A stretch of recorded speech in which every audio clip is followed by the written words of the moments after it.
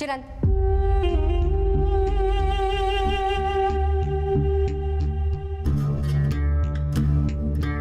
Aunty, ನಾನು ಮನೆಯಲ್ಲಿ ಪೂಜೆ ಮಾಡ್ತಿದ್ದೆ.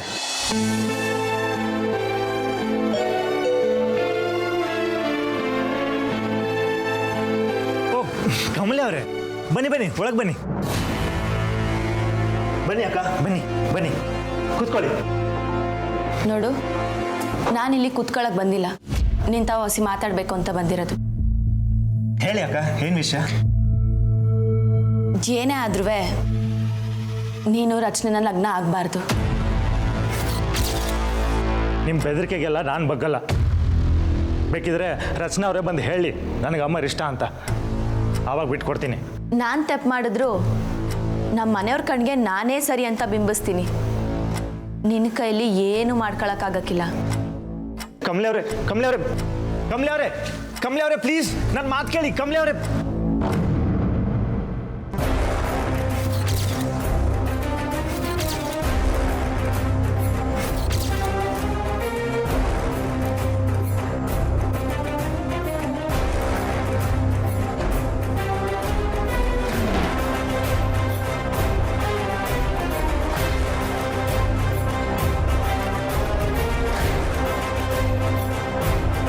ಇದೇ ತಾನೇ ಅಲ್ಲಿ ನಡೆದಿದ್ದು?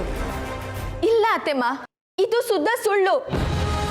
ಜೀವನ್ ಬಣ್ಣ ಬಯಲಾಗಬಾರ್ದು ಅಂತ ನನ್ಗಿಂತನೇ ಇಲ್ಲಿಗೆ ಮುಂಚೆ ಬಂದು ನಿಮ್ಮ ತವ ನನ್ನ ವಿರುದ್ಧನೇ ಕತೆ ಕಟ್ಟವನೆ. ನೀವಿದನ್ನ ನಂಬೇಡಿ ಅತ್ತೆಮ್ಮ. Shut up Kamali.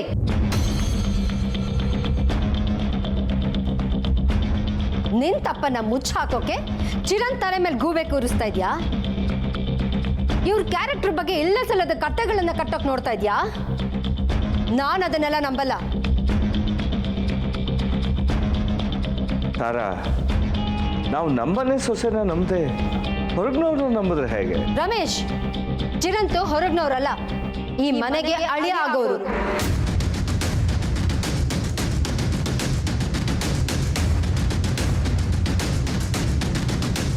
ಇಷ್ಟಕ್ಕೂ ಚಿರಂತ್ ಕಮಲಿ ಬಗ್ಗೆ ಹೇಳಿದ್ದು ನಿಜ ಅಂತ ನಾನ್ ನಂಬೋಕೆ ಬೇರೆನೆ ಕಾರಣಗಳಿದೆ. ನೀವಿಬ್ರು ನನ್ನ ಜೊತೆ ಬನ್ನಿ.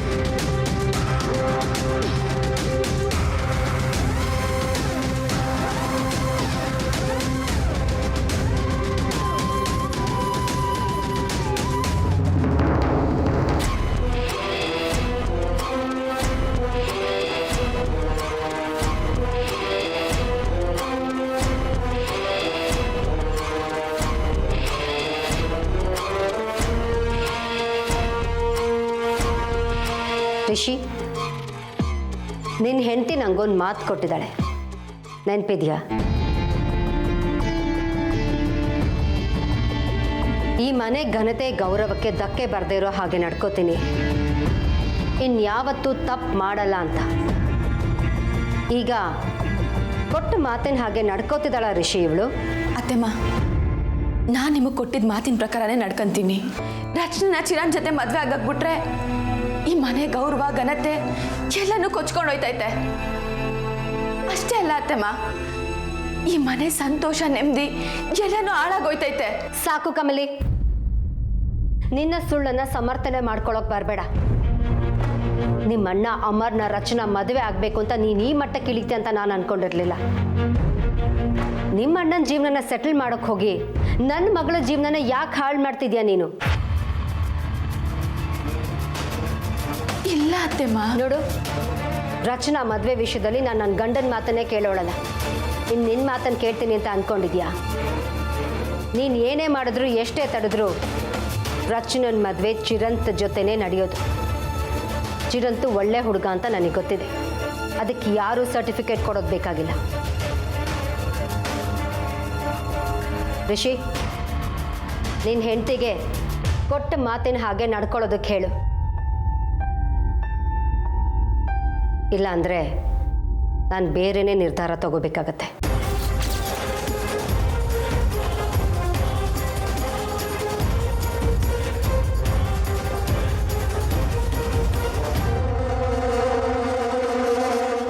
ಕಮಲಿಯವರ, ನೀವು ಸುಳ್ಳು ಹೇಳ್ತೀರಾ ಅಂತ ನಾನು ಹೇಳ್ತಿಲ್ಲ, ಆದರೆ ಎಲ್ಲೋ ಕನ್ಫ್ಯೂಸ್ ಆಗಿರ್ಬೋದು. ಪ್ಲೀಸ್ ಈ ವಿಚಾರನ ಇಲ್ಲೇ ಬಿಟ್ಬಿಡಿ.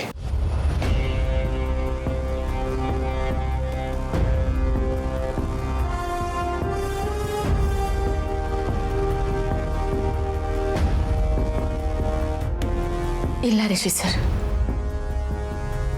ಈ ವಿಷಯನ ಇಲ್ಲೇ ಬಿಟ್ರೆ ನಿಮ್ಮ ತಂಗಿ ಚಿನ್ನ ನರ್ಕ ಆಗೋಯ್ತೈತೆ. ನಾನು ಬಿಡೋಕ್ಕಿಲ್ಲ.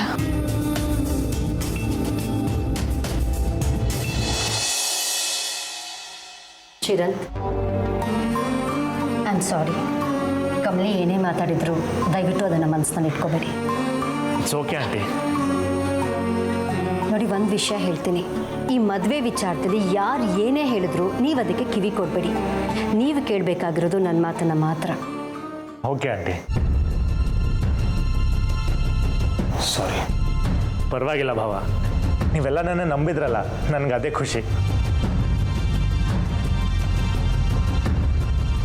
ಚಿರಣ್, ಎಂಗೇಜ್ಮೆಂಟ್ ಡೇಟಲ್ಲಿ ಸ್ವಲ್ಪ ಬದಲಾವಣೆ ಆಗಿದೆ. ನಾಡಿದ್ರ ಬದಲು ನಾಳೆನೇ ಮಾಡೋಣ ಅಂತ. ನೀವೆಲ್ಲ ಅರೇಂಜ್ಮೆಂಟ್ಸ್ ಮಾಡ್ಕೊಂಡ್ಬಿಡಿ. Okay aunty. ರಿಷಿ, ನಾಳೆಗೆ ಎಲ್ಲ ಅರೇಂಜ್ ಆಗಬೇಕು. ಹಾಂ, ಅಣ್ಣ ಅದಕ್ಕೆ ಇವಾಗಲೇ ಕಾಲ್ ಮಾಡಿ ಹೇಳ್ತೀನಿ ಬರೋದಕ್ಕೆ. ನಾ ಕಾಲ್ ಮಾಡಿದ್ದೆ ರಿಷಿ, 2 ದಿನ ಮುಂಚೆನೇ ಬನ್ನಿ ಅಂತ ಹೇಳಿದೆ. ಅವನು ಇಲ್ಲ ಅಮ್ಮ, ತುಂಬ ಕೆಲಸ ಇದೆ, ಡೈರೆಕ್ಟಾಗಿ ಮದುವೆಗೆ ಬರ್ತೀವಿ ಅಂತ ಹೇಳ್ದ. ಸೊ ನಾವು ಮನೆ ಮಟ್ಟಿಗೆ ಎಂಗೇಜ್ಮೆಂಟ್ ಮಾಡ್ಕೊಂಡ್ಬಿಡೋಣ. ಸರಿಮ್ಮ.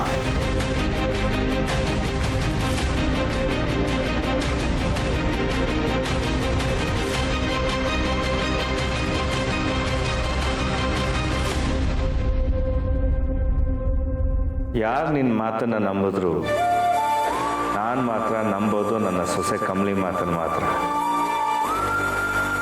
ಕಮಲಿ ಖಂಡಿತ ಸುಳ್ಳು ಹೇಳಲ್ಲ.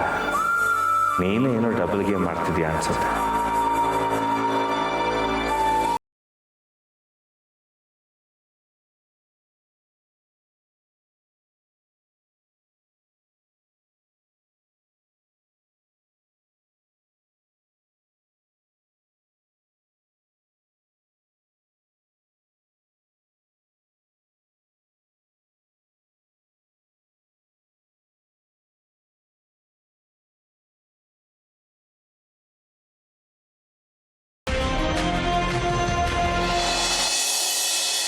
ನಮಸ್ತೆ ಅಂಕಲ್. ನಮಸ್ಕಾರಮ್ಮ, ಕೂತ್ಕೊಳ್ಳಿ.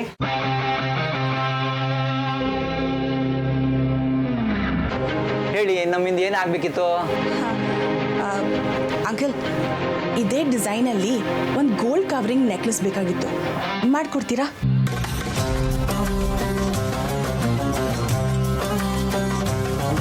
ಹಾಂ, ನಿಮ್ಗೆ ಇದೇ ಥರ ಬೇಕು ಅಂದರೆ ಮಾಡಿಕೊಡ್ತೀನಿ. Super sir. ಓಕೆ, ಬಟ್ ನನಗೆ ಆದಷ್ಟು ಬೇಗ ಬೇಕು. ಓಕೆ, ಈ ಒಂದು ಫೋಟೋನ ನಾನು ನಿಮಗೆ ಕಳಿಸ್ತೀನಿ. ನಿಮ್ಮ ನಂಬರ್ ಕೊಡ್ತೀರಾ? ಅಗತ್ಯವಾಗಿ. ಹೇಳಿ. 9901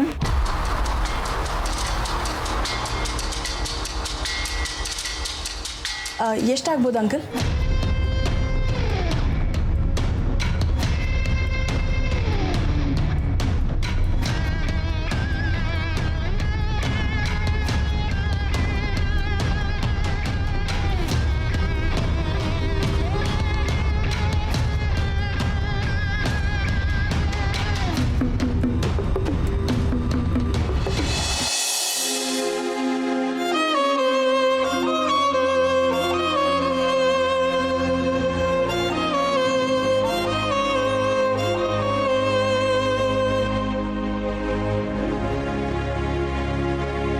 ನಾನು ನಿನ್ನ ಮಾತನ್ನು ನಂಬ್ತೀನಿ ಕಮಲಿ.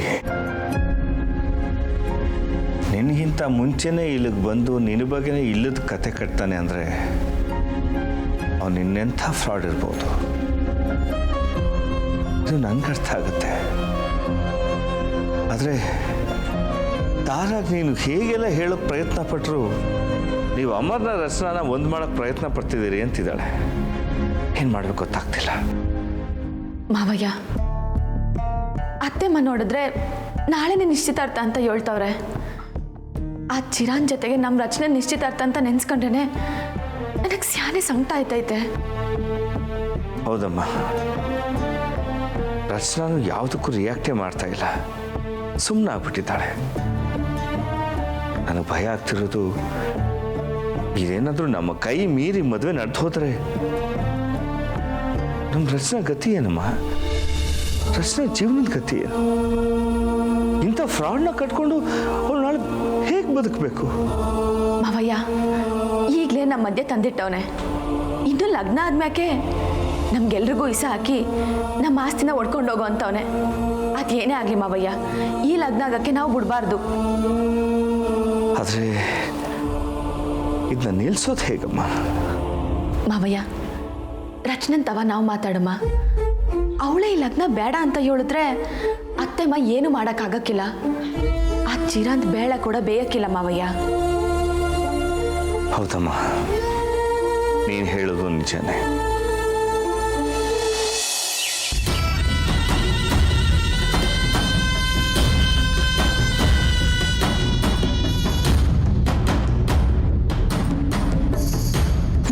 ತಗೊಳ್ಳಿ.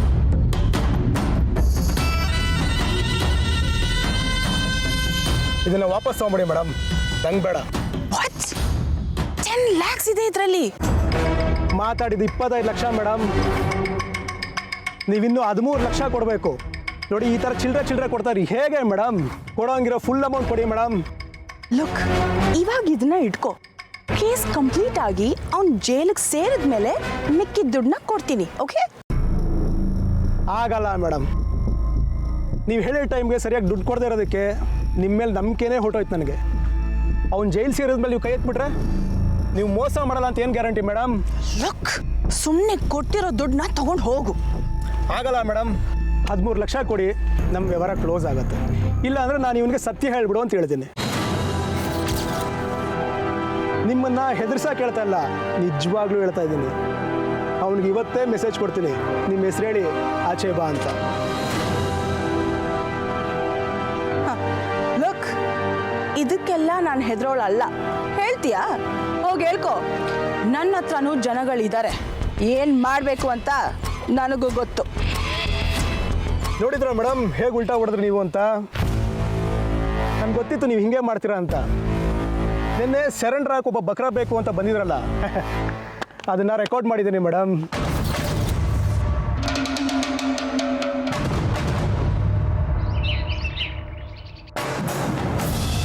ನೋಡಿ ಮೇಡಮ್, ತಗೋ, ಇದು ನಿನ್ನ ಅಡ್ವಾನ್ಸ್. ಈಗಲೇ ಯಾವುದಾದ್ರೂ ಬಕ್ರನ ಹಿಡ್ಕೊಡು. ಈಗಲೇ ಅವ್ನ ಸ್ಟೇಷನ್ಗೆ ಹೋಗಿ ಸರೆಂಡರ್ ಆಗಬೇಕು.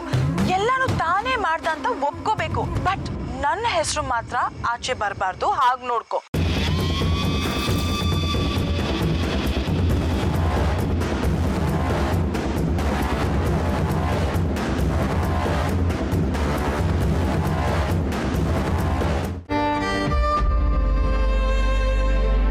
ರಚನಾ, ನಿಂತವ ನಿನಗೆ ನೀನೇ ಮೋಸ ಮಾಡ್ಕೊತಿದ್ಯಾ ಅಂತ ಹೇಳಿದ್ರು ನಿನ್ನ ಮನಸ್ಸನ್ನ ನೀನು ಬದಲಾಯಿಸ್ತಿಲ್ಲ. ಆದರೆ ಇವಾಗ ಹೇಳ್ತೀವನೇ ಕೇಳು, ಆ ಚಿರಾಂತೂ ಒಳ್ಳೆಯವನೆಲ್ಲ ಕಣವಿ. ಅವನು ನಿನ್ನ ಲಗ್ನ ಆಯ್ತಿರೋದೆ ಮೋಸ ಮಾಡೋದಕ್ಕೆ. ಅವನಿಗೆ ಬೇಕಾಗಿರೋದು ನೀನು ಅಲ್ಲ, ನಿನ್ನ ಪಿರುತಿನೂ ಅಲ್ಲ, ನಿನ್ನ ಹೆಸರಾಗಿರೋ ಆಸ್ತಿ ಆಟೆಯ. ಅದಕ್ಕೆ ರಚನಾ, ಒಂದ್ಕಿಂತ ಅತ್ತೆ ಮುಂದೆ ಹೋಗಿ ನನಗೆ ಲಗ್ನ ಬೇಡ ಅಂತ ಹೇಳ್ಬಿಡು.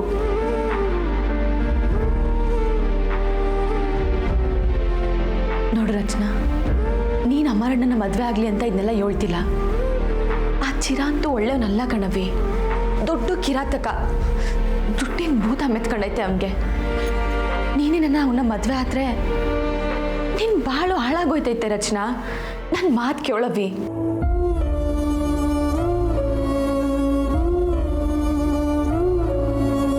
ಅಚ್ಚು, ನೀನು ಆ ಚಿರಂತ್ನ 2 ದಿನದಿಂದ ನೋಡ್ತಿದ್ಯಾ. ಆದರೆ ಕಮಲಿನ ಎಷ್ಟು ವರ್ಷಗಳಿಂದ ನೋಡ್ತಾ ಇದೆಯಾ? ಪ್ಲೀಸ್ ದಯವಿಟ್ಟು ಕಮಲಿ ಮಾತನ್ನು ನಂಬಮ್ಮ. ಆ ಚಿರಂತ್ ಖಂಡಿತ ಒಳ್ಳೆಯವನಲ್ಲ. ಮೊದಲು ನೀನು ಅವನ ಮದುವೆ ಆಗೋ ನಿರ್ಧಾರನ ಕೈ ಬಿಟ್ಬಿಡು. ನಿಮ್ಮ ಅಮ್ಮಗೆ ಎಷ್ಟು ಹೇಳಿದ್ರು ಅವಳು ಅರ್ಥನೇ ಮಾಡ್ಕೋತಾ ಇಲ್ಲ. ಅದಕ್ಕೆ ನೀನು ಹೇಳ್ತಾ ಇರೋದು, ನೀನೇ ಈ ಸಂಬಂಧ ಇಷ್ಟ ಇಲ್ಲ ಅಂತ ಹೇಳ್ಬಿಡು ಪ್ಲೀಸ್. ಇಲ್ಲಪ್ಪ, ನಾನು ಹಾಗೆ ಹೇಳಲ್ಲ.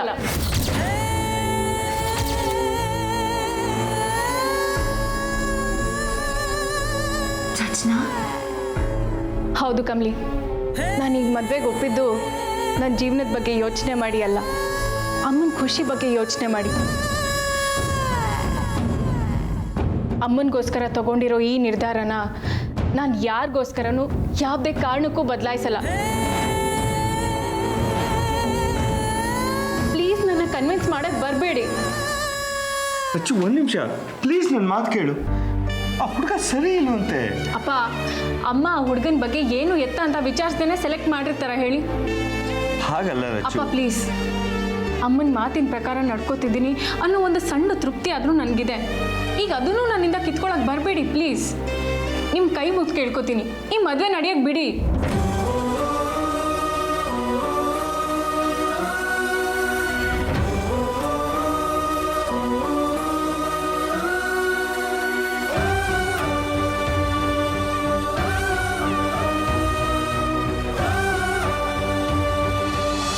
ಈಗ ಹೇಳಿ ಮೇಡಮ್, ನನ್ನ ದುಡ್ಡು ನನಗೆ ಕೊಡ್ತೀರಾ ಇಲ್ವಾ? ಆಗಲ್ಲ ಅಂದ್ರೆ ಹೇಳಿ, ನಿಮ್ಮ ಜನ ಬಂದು ನನಗೇನಾದ್ರು ಮಾಡೋಕ್ಕೆ ಮುಂಚೆ ಈ ವಿಡಿಯೋನ ನಿಮ್ಮ ಮನೆ ತಲುಪಿಸ್ತೀನಿ. ನಿಮ್ಮಂಥವ್ರನ್ನ ಎಷ್ಟು ಜನ ನೋಡಿದ್ದೀನಿ ಮೇಡಮ್, ನನ್ನ ಹತ್ರನೇ ಆಟ ಆಡ್ತೀರಾ? ನೋ ನೋ ನೋ ನೋ, ನಾನು ಸುಮ್ಮನೆ ತಮಾಷೆಗಾಗಿ ಹೇಳಿದೆ ಅಷ್ಟೇ. ಲುಕ್, ಇನ್ನು 2 days ಅಷ್ಟೇ ನಿಮ್ಮ 13 lakhsನ ಅರೇಂಜ್ ಮಾಡಿಬಿಡ್ತೀನಿ. ಅಲ್ಲಿವರೆಗೂ ಇದನ್ನು ಇಟ್ಕೊಂಡಿರಿ ಪ್ಲೀಸ್. ನೀವು 2 ದಿನ ಅಂತ ಮುಂದಕ್ಕೆ ಆಗ್ತಾನೆ ಇದ್ದೀರಾ madam. No listen, just 2 more days please. But ಈ ವಿಡಿಯೋ ಮಾತ್ರ ನಮ್ಮ ಮನೆಗೆ ಕಳಿಸ್ಬೇಡಿ ಹಾಂ, ಪ್ಲೀಸ್. ಓಕೆ, ನಂಗೆ ಇದು ಒಂದು ಚಾನ್ಸ್ ಕೊಟ್ಬಿಡಿ. I will settle the balance truly, please.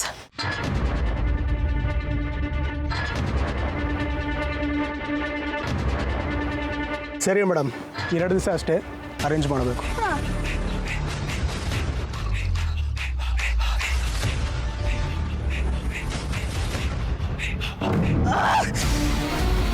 ಹೆಸರಿನ ಕಮಲಿ, ನಿನಗೆ ಟ್ರಬಲ್ ಕೊಡಕ್ಕೆ ಹೋಗಿ ಈಗ ನಾನೇ ಟ್ರಬಲಲ್ಲಿ ಸಿಕ್ಕಾಕೊಂಡ್ಬಿಟ್ನಲ್ಲ. What bloody nonsense is this? 13 lakhs! Oh my God!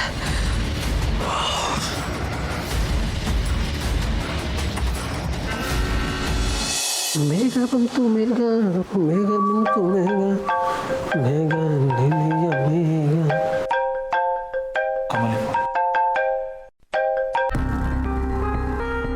Hello ತಂಗ್ಯವ್ವ. ಹಲೋ ಅಮರ್, ನಾನಪ್ಪ ನಿಮ್ಮ ಮಾವ ಮಾತಾಡ್ತಿರೋದು. ನೋಡಮ್ಮರ್, ಇಲ್ಲಿ ಪರಿಸ್ಥಿತಿ ಮಿತಿ ಮೀರ್ತಾ ಇದೆ. ರಚನಾ ಮನಸ್ಸಲ್ಲಿ ನೀನಿದ್ರು ಅದನ್ನು ಅವಳು ಅವ್ರ ಅಮ್ಮನ ಹತ್ರ ಹೇಳ್ಕೊಳಕ್ಕಾಗದೆ ತಾರಾ ತೋರಿಸಿದ ಹುಡುಗನ್ನೇ ಮದುವೆ ಮಾಡ್ಕೊಳ್ಳೋದಕ್ಕೆ ಒಪ್ಪಿದ್ದಾಳೆ. ಈ ವಿಷಯ ಕಮಲಿ ನಿಂಗೆ ಹೇಳಿದಾಳಲ್ವಾ?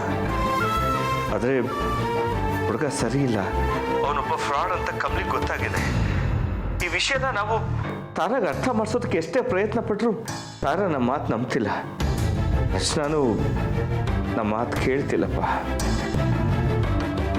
ನೀನು ಹೇಗಾದರೂ ಮಾಡಿ ರಚನಾ ಮನಸ್ಸು ಬದಲಾಯಿಸದೆ ಹೋದರೆ ಅವಳ ಜೀವನ ಹಾಳಾಗ್ಬಿಡುತ್ತಪ್ಪ. ಈ ತಾರಾ ಹಠ, ಆ ಹುಡುಗನ ಕೆಟ್ಟತನ, ಅದೆರಡರ ಮಧ್ಯೆ ನನ್ನ ಮಗಳು ಸಿಕ್ಕಾಕೊಂಡು ಒದ್ದಾಡಬೇಕಾಗತ್ತೆ. ಅದನ್ನು ನನ್ನಿಂದ ನೋಡೋಕ್ಕಾಗಲ್ಲಪ್ಪ. ಮಾವ, ನನಗೇನು ಮಾಡಲಿ? ರಚನಾ ನನ್ನ ಫೋನೇ ತೆಗಿತಾ ಇಲ್ಲ. ನೋಡೋಣ, ಈಗ ನೀನು ರಚನಾ ಕಣ್ಣೆದುರುಗಡೆ ಬಂದು ನಿಂತ್ಕೊಳ್ಳೋದು ಬಿಟ್ಟು ನಿಂಗೆ ಬೇರೆ ದಾರಿ ಇಲ್ಲ. ನೋಡೋಣ, ಅವಳು ನಿನ್ನ ಮ್ಯಾಕೆ ಪ್ರೀತಿ ಇಲ್ಲದೆ ಇರೋ ಥರ ನಾಟಕ ಮಾಡ್ತಾವಳೆ. ಆದರೆ ನೀನು ಅವಳು ಕಣ್ಮುಂದೆ ಬಂದಾಗ ಆ ನಾಟಕನ ಅವಳ ಕೈಲಿ ಮಾಡೋಕ್ಕಾಗಕ್ಕಿಲ್ಲ. ಒಂದು ಹಂತದಲ್ಲಿ ನಿನ್ನ ಪ್ರೀತಿನ ಅವಳು ಒಪ್ಕೊಳ್ಳೇಬೇಕು. ಅದಕ್ಕೆ ಹೇಳ್ತಿರೋದು, ನೀನು ಬಿರ್ನೆ ಇಲ್ಲಿಗೆ ಬಾ. ನೋಡು ಅಮರ್, ತಾರಾ ಏನು ಮಾತಾಡ್ತಾಳೆ ಅನ್ನೋದ್ರ ಬಗ್ಗೆ ನೀನು ದಯವಿಟ್ಟು ತಲೆ ಕೆಡಿಸ್ಕೋಬೇಡ. ಮೊದಲು ನೀನು ಮನೆಗೆ ಬಂದು ರಚನಾ ಜೊತೆ ಮಾತಾಡು, ಅವಳ ಮನಸ್ಸು ಬದಲಾಯಿಸು, ಅವಳ ಜೀವನ ಹಾಳಾಗೋದನ್ನು ತಡಿಯಪ್ಪ.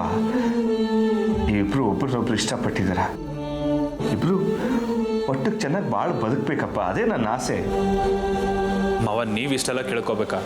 ಅದು ನನ್ನ ಹತ್ರ. ಮಾವ, ನಾನೀಗ ನಿಮ್ಮ ಮನೆಗೆ ಬರ್ತೀನಿ. ನನ್ನ ಪ್ರೀತಿನ, ನನ್ನ ರಚನೆನ ನಾನು ಉಳಿಸ್ಕೋತೀನಿ.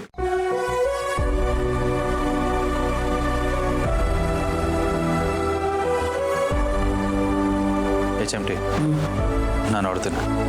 ಸರಿ ಅಣ್ಣ, ಹೋಗ್ಬಾ. ಬರ್ತಾ ಗುಡ್ ನ್ಯೂಸ್ ಜೊತೆ ಬಾ. ಸಾಧ್ಯವಾದರೆ ಅದಕ್ಕೆ ಜೊತೆಯಲ್ಲೇ ಕಟ್ಕೊಂಡು ಬಾ.